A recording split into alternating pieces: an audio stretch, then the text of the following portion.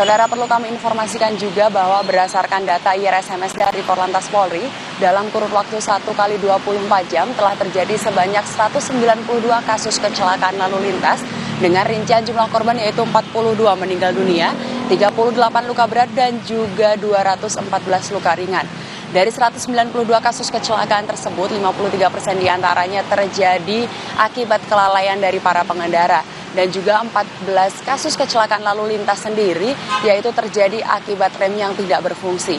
Untuk itu kami menghimbau kepada para pengendara, khususnya di jam berangkat perkantoran seperti ini, agar kembali memperkirakan waktu keberangkatan Anda, supaya tidak menjadikan buru-buru sebagai alasan Anda untuk melanggar peraturan lalu lintas.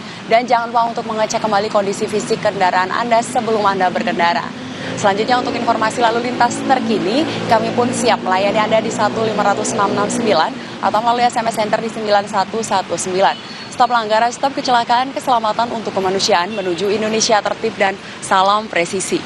Demikian laporan dari Brigadir Rizka langsung dari kawasan Simpang Santa, Jakarta Selatan. Kembali ke Imron di studio, silahkan. Baik, pantauan arus lalu lintas dari kawasan Simpang Santa, Jakarta Selatan disampaikan oleh petugas NTMC Polri Brigadir Rizka. Terima kasih Brigadir Rizka atas laporan Anda. Selamat bertugas.